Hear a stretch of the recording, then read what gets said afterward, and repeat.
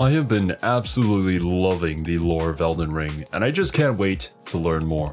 But of course, before we do, please make sure to go to the original video, leave a like and subscribe to Vati for making such amazing videos covering the lore of Elden Ring. I think everyone had this moment in Elden Ring. You find a building hidden in the forest. Unfortunately, I haven't played it yet. I did watch Serby play it here on the channel. We did stream a little bit of it, but yeah, just haven't gotten back around to it. And I'm sorry, my dudes, my computer cannot currently run it. Maybe someday we'll play through like Dark Souls or Elden Ring, if I can handle the pain. We'll see. Of Limgrave's Mistwood, and the door mysteriously opens of its own volition to reveal an elevator down that just keeps going and going, on and on until you forget that you're even underground. The cavernous roof is now so far above that it might as well be a false night sky, and the world below has life, light, and a culture of its own. But what's interesting about the environment down here is that it's actually a fusion of cultures. There are the dynastic remains infested with claymen, and then there's the ancestral grounds, brimming with wildlife. But built amidst it all, between the ruins, beyond the ancestral grounds, and even hanging from the ceilings, are the incredible eternal cities inhabited. I just cannot understand all those people. I remember when Elden Ring first got released, and there were like a ton of naysayers or like people talking about how bad the graphics looked like how could you look at this and say the graphics are bad? I feel like what they were trying to say was that they didn't, you know, the art style wasn't to their preference, but yeah, I don't know, man. This looks incredible. By the Nox. For now, think of the Nox as just these enemies, the monks, sordstresses, and night maidens of the eternal cities. The word Nox means night in Latin. Some of you might remember this from the phrase Verio Nox in Dark Souls, which was commonly held to mean fear the night. And this theme is carried over to Elden Ring, where fear and respect for the night is conveyed by characters like Rani, who seek to usher in an age of stars. Here beginneth the chill night that encompasses all, reaching the great beyond, into fear, doubt, and loneliness. And just like the Age of Dark in Dark Souls, the coming Age of Stars is presented as a bit of an inevitability in Elden Ring. Or at least it might have been, were it not for Star-Scourge Radahn, who locked the stars out of motion and fettered the fate once writ in the night sky on behalf of the Golden Order. Again, this is just like in Dark Souls, where the coming Age of Dark was stolen from mankind by a greater power. Yet, even now, the Age of Stars continues to be championed by a people called the Nox. Except now, the Nox have been banished to the underground, and here they live in this state of eternal anticipation, just endlessly waiting for a fate that has been taken away from them. We're never explicitly told which act it was that led to the Nox's banishment, but my best guess is that it has to do with this, the Finger Slayer blade, which we loot beneath the giant's throne in Nokron. Wait, the Finger Slayer blade? As in like the two fingers that, you know, those people worship? A part of its description reads, "This blood-drenched fetish is proof of the high treason committed by the Eternal City and symbolizes its downfall." So, what was the nature of the Nox's high treason, then? Well, this is a Finger Slayer blade, one that is able to harm the Greater Will and its vassals. This blade is drenched in blood and proof of high treason, so it seems like the weapon was successfully used, but we can only really speculate on which pair of two fingers this blade might have been used on. I mean, aren't there of course, it might have just been high treason to create this blade in the first place. This weapon is said to be born of a corpse, so let's take a closer look at its icon. Doing so reveals a spine running up the blade and two arms that form the hilt. So clearly this weapon is born of a corpse, but it's not the only weapon in-game that's like this.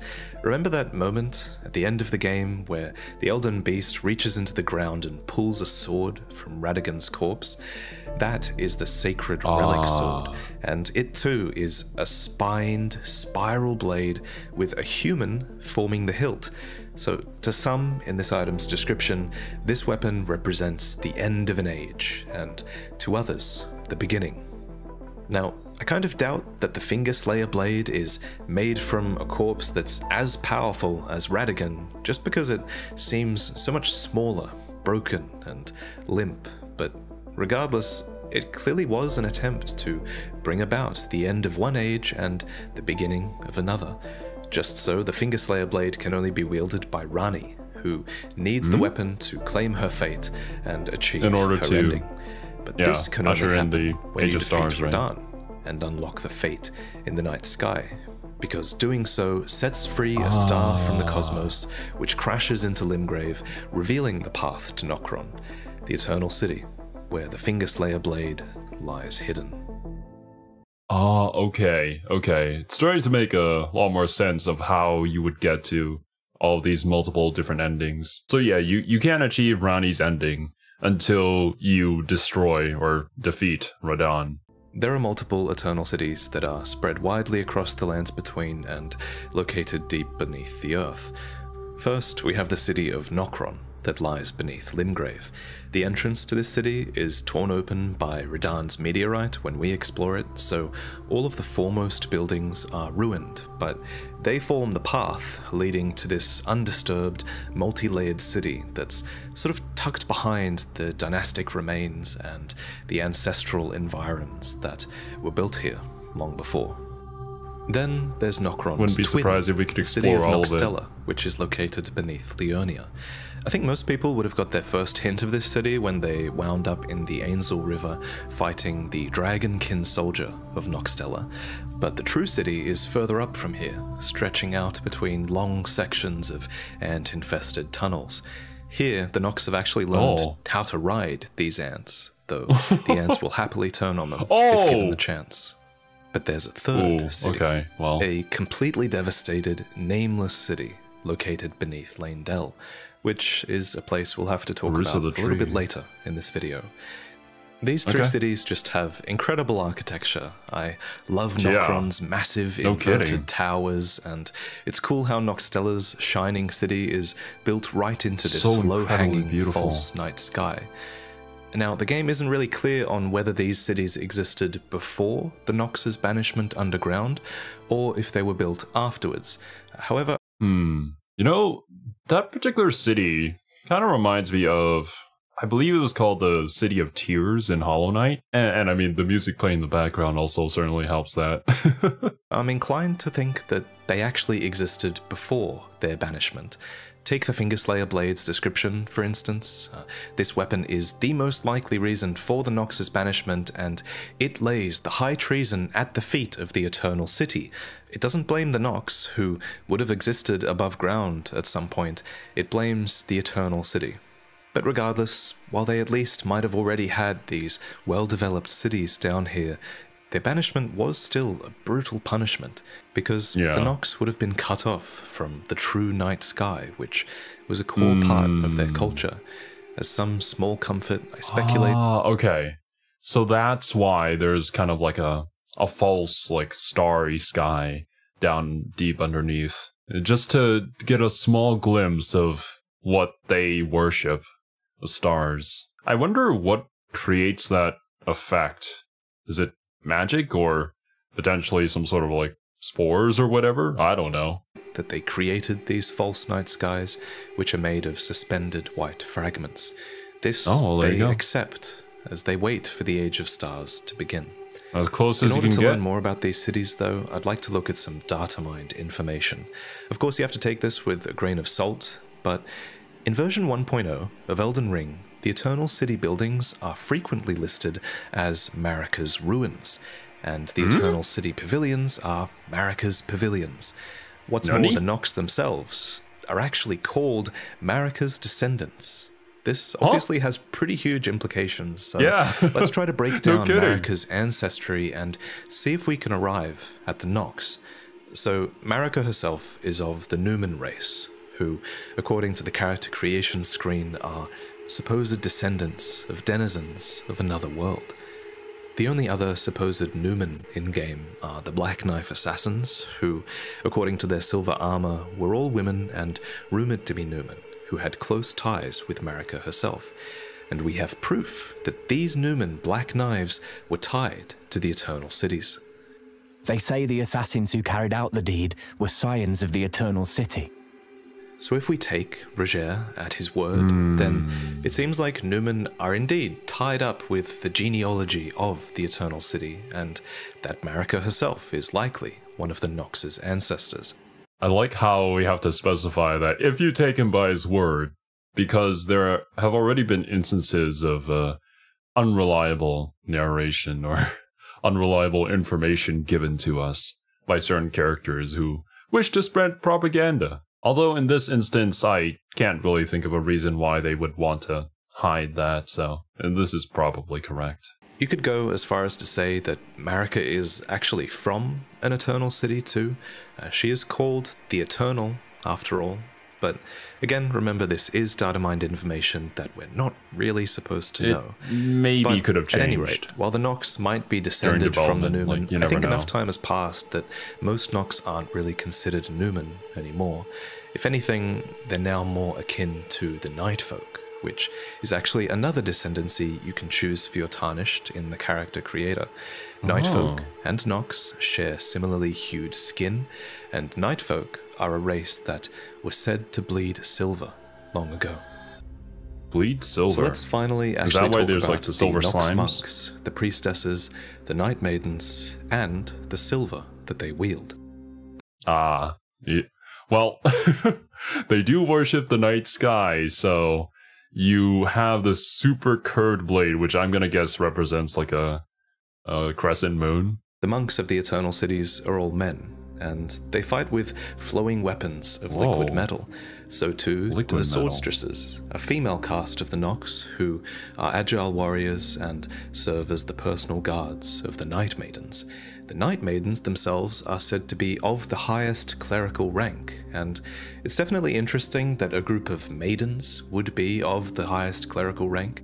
It's almost as if the Night Maidens exist as a sort of parallel to the Kindling Maidens of the Two Fingers, who serve the Tarnished so that they might become Lord. Because remember, a core part of the Nox culture is also about searching for a Lord to serve. Except unlike the title Elden Lord, the Nox are waiting for a Lord of Night. In a way, this Lord of Night is almost an imitation of the Elden Lord, which would make sense because the Nox are extremely well versed in the art of imitation. So let's talk about that. I think I speak for a lot of us here when I say that a core part of so many of our late game playthroughs were the Mimic tier Spirit Ashes, which copied the form of their summoner. And from a lore point of view, the whole point of this Mimic tier is actually to mimic the Tarnished who might become the Elden Lord. Its description reads, Mimic tiers are a result of an attempt by the Eternal City to forge a Lord. However, the description also says that their mimicry does not extend to imitating the summoner's will. This makes it seem like Mimic tiers are this tool, right? They're something to be used to achieve the Eternal City's ends. So it's important to point out here that Mimic tiers are actually more accurately Silver tiers, and Silver tiers literally are tools, because they're wielded by the Nox as weapons. The Nox Flowing Hammer and the Nox Flowing Sword are forged from the liquid metal of Silver tiers and tempered to hardness. This gives them the ability to extend, bend, and when wielded by the Nox, to drastically change their form into spiked shields and even giant hands. And what's kind of chilling to realize is that these weapons are actually living beings. This is all quite clearly inspired by ancient alchemical conceptions of mercury, or quicksilver, which was this compound that was believed to be able to shift between liquid and solid states, as well as life and death. Alchemy is a very big part of the story. I'm not very well versed in it, but I know that some of you guys did mention alchemy in the comment section in regards to the whole America situation of being two people, but also being the same person, but also, yeah, that whole debacle. In-game, silver tears are called formless life, able to be reborn again and again into imitation. They are as much a substance as they are a living organism, and we see this in their multitude of forms: silver spheres, trolls, and even nightfolk, to name but a few. There's even this entire cut questline that would have had you bond with a silver mimic tear called Asimi. In the cut dialogue files, this mimic tear claims to have grown a desire for life and knowledge and lordship, and she desires to share its own the throne with organism, you. yeah. You could have become Elden Lord, and I could have become Sovereign Eternal. I think, and I know a lot of you guys did as well when I mentioned this last time, I think this would have gone a really long way towards making players relate to the story of the Nox, and it would have made them question the Order of the Erdtree even more. And after learning about this questline, I can definitely see why mimic tears and artificial life might have been this enormous threat to the Erdtree's authority. The Nox were, after all, messing with these crucial things that the Erdtree had come to govern. They were messing with the powers of life, death, and rebirth. Of course, we know that death was sacrosanct to the Erdtree during its age. As I discussed in my video on death, many ancient methods of death came to be abandoned or shunned in favor of returning to the Erdtree's roots instead, through the process of Erdtree burial. All the old ways of death were abandoned. And as for rebirth, well, the Erdtree is never really explicitly said to be able to rebirth beings. I think a lot of people just assume that it's implied. But there is a bit of evidence. Many depictions of the Erdtree actually show human forms growing along its branches, just as they show human forms being absorbed in death by its roots. And you can't... That's kind of freaky. So I kind of picture your soul being absorbed into the tree, and then later on you being reborn as like a fruit of the tree. To be honest, I had kind of assumed that the tree would kind of make I guess release your spirit in a time of need. But yeah, thinking back on it, I don't think that system was ever really explained. It's just you live on eternally in the tree. Yeah, that an entire great rune of the Elden Ring explicitly governs rebirth.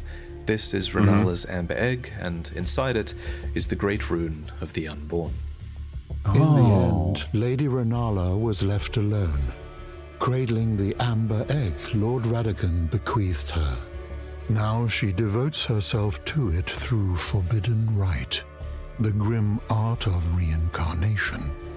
I think Miriel calls Renala's reincarnation a grim act here, because reincarnation already has a bit of a history with the Nox in the Lands Between.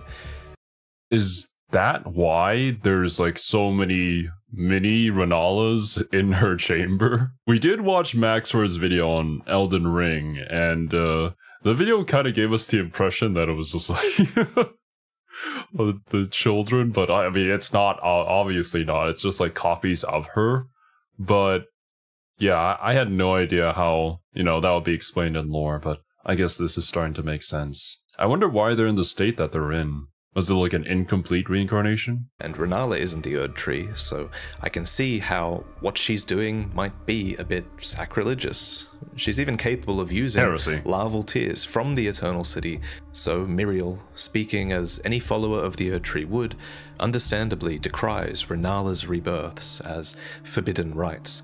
And when I searched for this phrase, forbidden rites, in my dialogue spreadsheet, I stumbled upon cut dialogue from Thops, who confirms that forbidden rites like this did indeed originate in the Eternal City. I don't think it's a coincidence that forbidden rites is the same phrase used for Renala and by Thops as well. Oh, one more thing. Beware the Albinorics, accursed souls born of a forbidden rite of the Eternal City. Forbidden rite of the Eternal City. The Albinorics. Albinorics seem to be a reference to the ancient notions of artificial life, and that's something that's supported by the Albinoric blood clot description, which calls them life forms made by human hands. According to the Albinoric shield, Albinorics are said to have been created from a primordial drop of dew, which, to me, evokes the Erd tree's own imagery of dew, where drops of life dripped from the Erd tree's branches. It's sort of imitation in that way to me.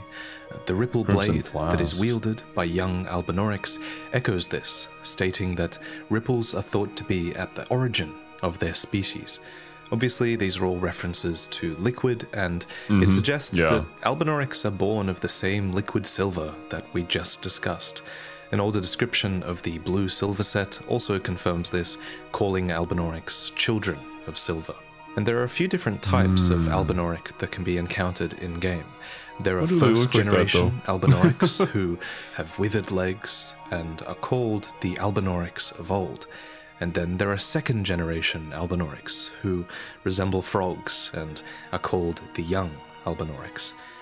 Let's discuss these first-generation Albinorics first.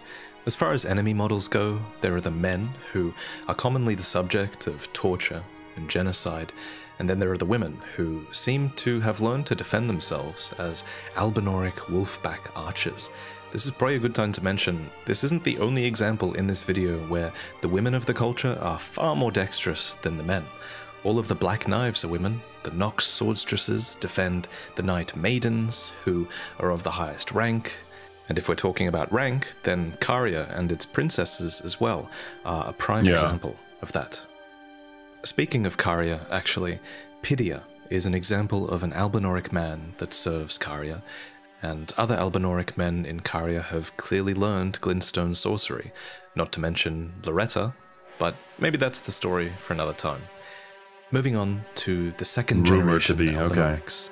As newer Albinorics in the lands between, the formula for these artificial humans seems to have been improved, as they now have legs, which they put to comically good use, although Thops in his cut dialogue does say that they've lost the use of their tongues. So they really haven't got the formula quite right.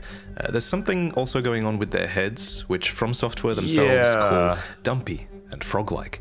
You can even loot the Albinoric mask, which is literally just their own face skinned in an act of malicious mockery. And I really shouldn't laugh, but it is kind of funny, admittedly, that even Elden Ring players are also guilty of genociding helpless Albinorics.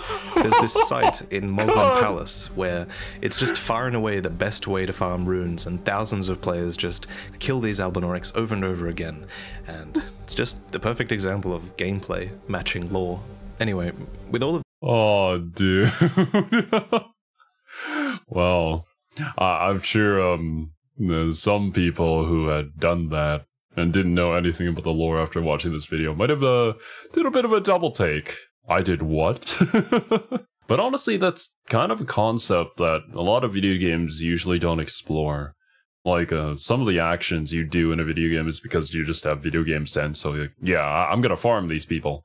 But, you know, it might have greater consequences, and obviously the act of doing so is kind of horrible, not gonna lie. The only games that I know of that kind of make that very main plot point, I should say, of the story is pretty much stuff that Yoko Taro makes, like Drakengard and Nier as well. This terrible shit happening to Albinorics, frankly, just for the sheer audacity of them simply existing.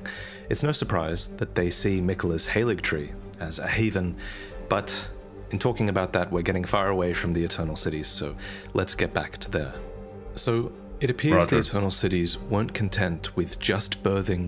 Actually, I think you guys said that there's gonna be a lot more about Miquella during the DLC. So, we'll inevitably get to that. Silvertears and Albinorics, because the Dragonkin, too, were born in the Eternal City. There are a tragic few that you can fight down there, and unlike the real stone dragons up above, they knew no true sky nor true lightning. It seems these Dragonkin were created, I think, with the intent of achieving a sort of immortality. something that is suggested by the dragon scale blade, which is an ice lightning weapon that reads, a weapon made by sharpening a gravel stone scale, thought to be the source of ancient dragon immortality, into an unclouded blade. Oh man, this just, I don't know, this hits different for me. Oh, the weapon design is so cool. And I mean, you guys know me, I love dragons. I love the lizardmen in Warhammer. Honestly, anything that's kind of like lizard-like. This is definitely a blade I'd go out of my way to use it, even if it kind of sucks stat-wise. But like, who cares? It looks really cool, which is something that, apart from, you know, like the actual lore reasons behind the design, it's something that the developers have certainly nailed down. Like, I'm not going to go on my way to go through all of those enemies and fight whatever I need to, and all that frustration in order to get a weapon that looks kind of lame, but, you know, is good stat-wise. I don't know, as a player, that's kind of not your motivation. Your main motivation is because you want to look cool doing things. So to kind of, I guess, end my rant here, I honestly wouldn't mind just taking a look at all the weapon designs. Alas, the Dragonkin soldiers never attained immortality and perished as decrepit, pale imitations of their skyborn kin. There's the word imitation again.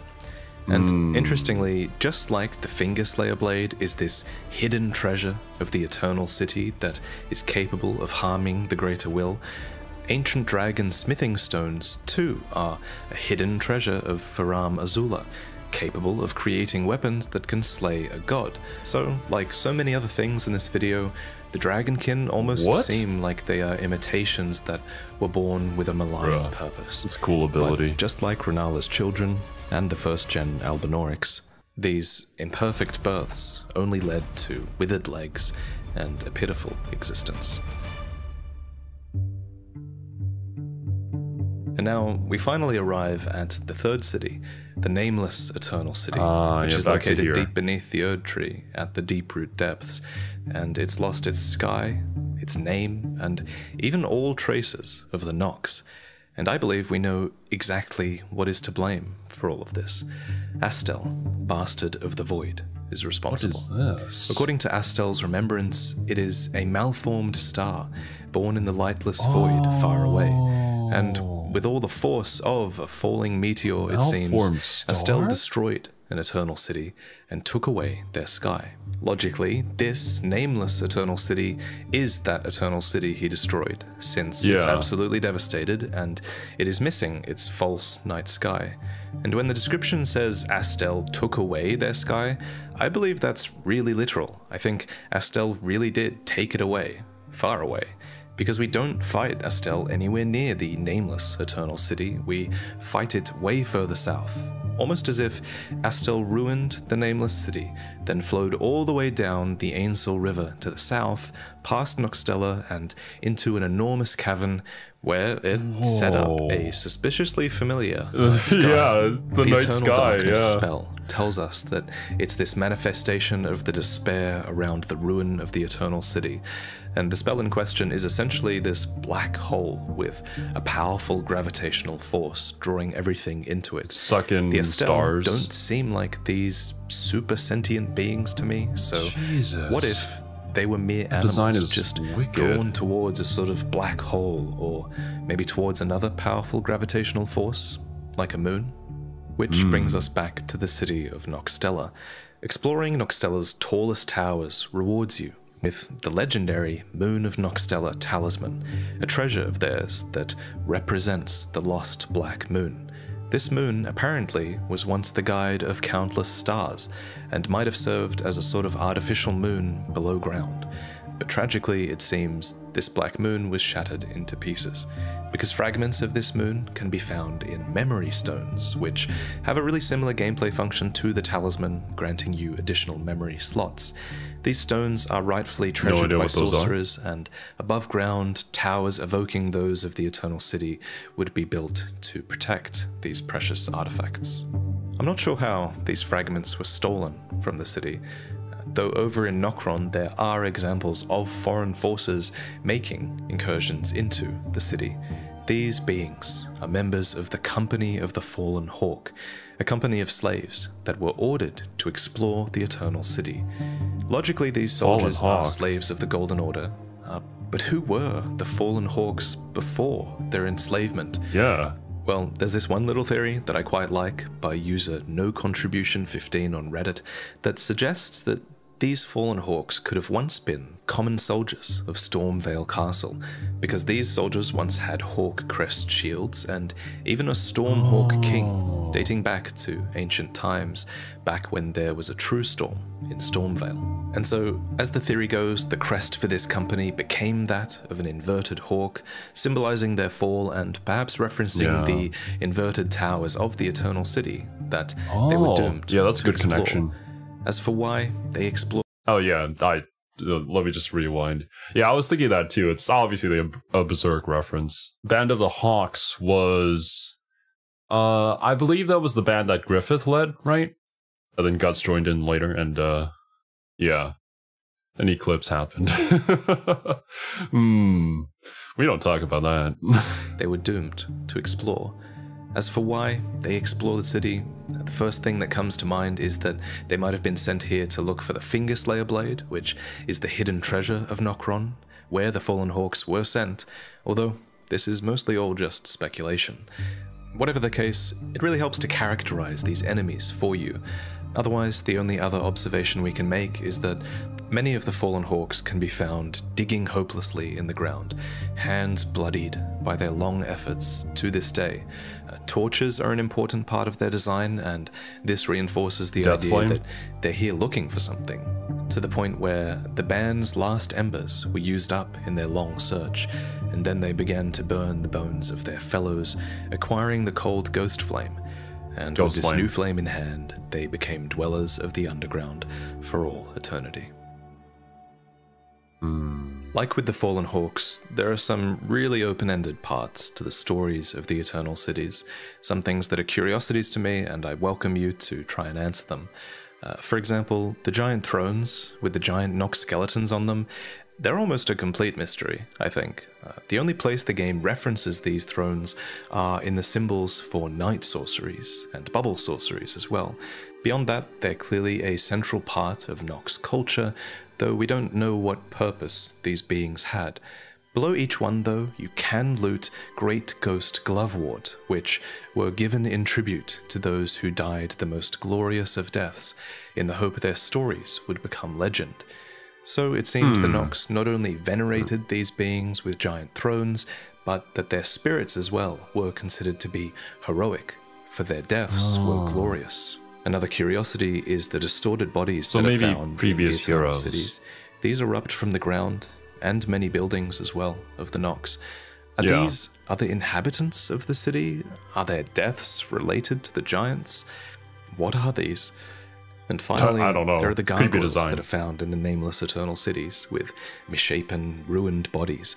None of these gargoyles have been mended, but those that are mended with black corpse wax, and they serve Malakath, the Black Blade.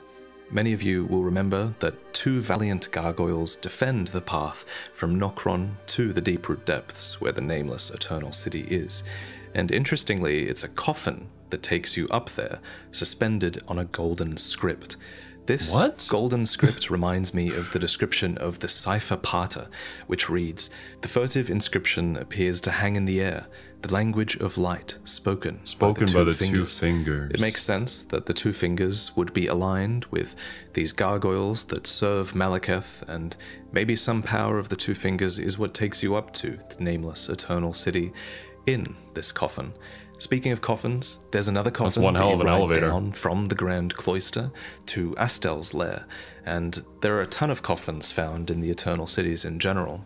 Beyond being some absurd method of transport, perhaps sending remains along the river was some sort of burial rite? At any rate, many of these coffins have been waylaid along the Ainsel River tunnels, where ants feast upon the remains. And there's something fascinating going on with the ants as well. A lot of these have these enormous abdomens. These ants in particular are based off honeypot ants, which essentially function in nature as these living sources of food storage for the colony. and the Elden Ring variant drop one of the most valuable runes in the Lands Between. They drop a Newman's rune, which makes a lot of sense because these ants are feasting upon corpses, and we did speculate earlier that Newman are indelibly tied to the Eternal Cities. Yeah.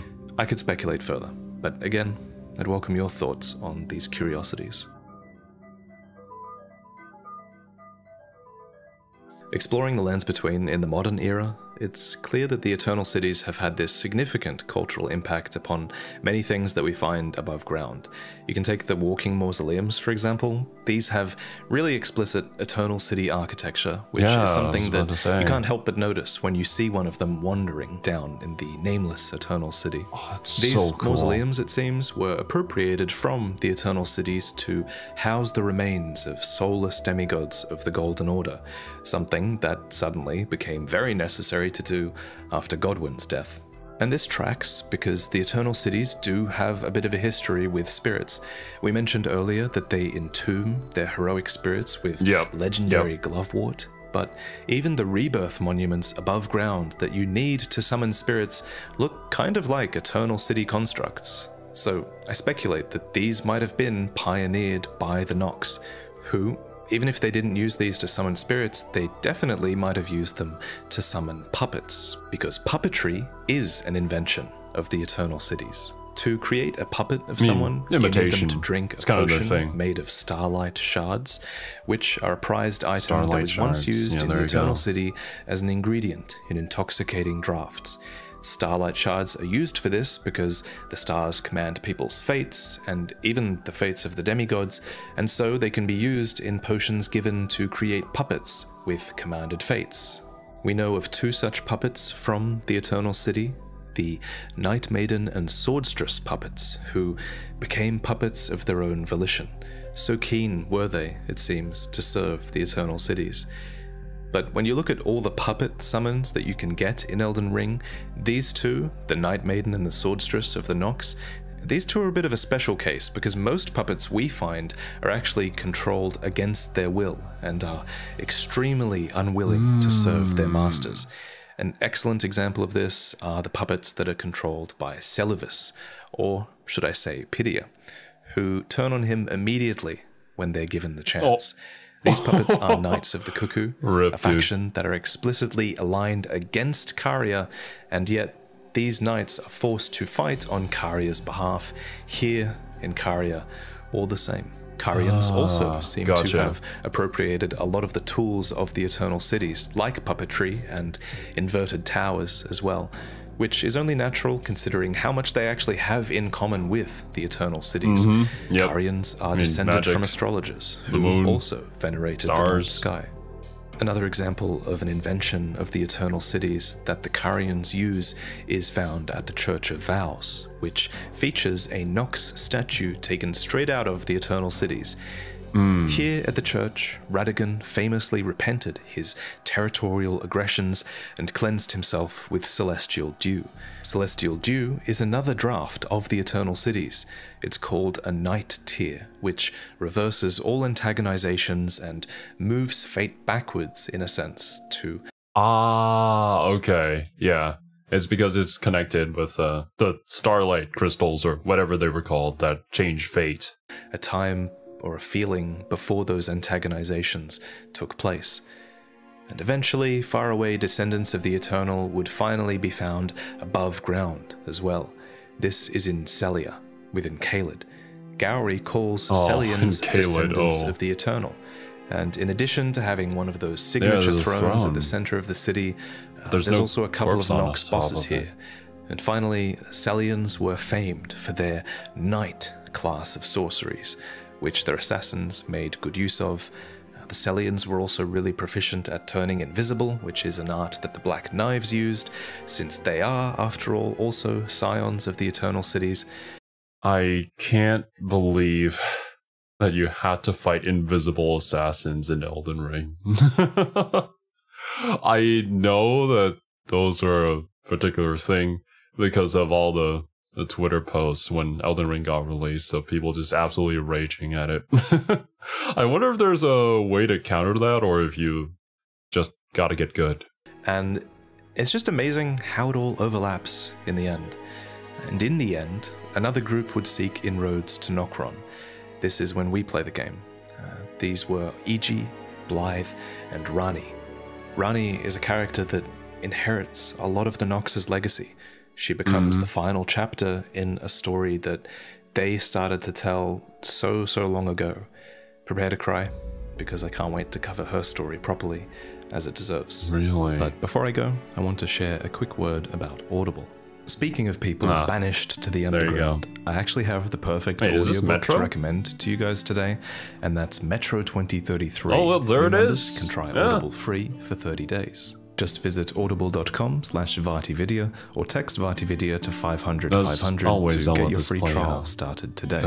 This is the story that inspired the video game of the same name, and it reveals this world where mankind are resigned to the train tunnels underground after some sort of nuclear disaster turned the surface into this radioactive wasteland. Still haven't finished it. Bandits, monsters, and other horrors live below now in the tunnels, and listening to this audiobook will really transport you there.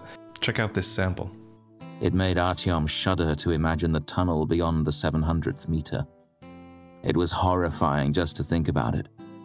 No one had the guts to go beyond the 700th meter to the north. Patrols had made it to the 500th, and having illuminated the boundary post with the spotlight on the trolley and convinced themselves that no scum had crossed it, they hastily returned. Even the scouts, big guys, former Marines, would stop at the 680th meter. They'd turn their burning cigarettes into their cupped palms and stand stock still, clinging to their night vision instruments. And then they'd slowly, quietly head back, without taking their eyes off the tunnel, and never turning their backs to it. The narrator for this title is really good, and they really nail the Russian accents and just the voice acting as well for your immersion. New members can listen to Audible free for 30 days. So, to listen to this, head to www.audible.com/Vaatividya or text Vaatividya to 500. Thank you to Audible for sponsoring this video, and thank you for watching. I kind of picture the Erd tree as like a source of like warm light, kind of like the sun. So I suppose it would make sense if the imitation of that would be like the moonlight or the starlights. Very thematically fitting, and their cities are just absolutely gorgeous. Near the end of the video here, Vaati was also alluding to another video that I'm gonna guess is likely about Rani's ending and like the lore bits behind it. So hopefully with the information that I got from this one, I'll be able to piece things together a little bit better. But yeah, that's gonna be it from me. Thank you so much for watching. Don't forget to go and support Vaati, and I'll catch you guys in the next one.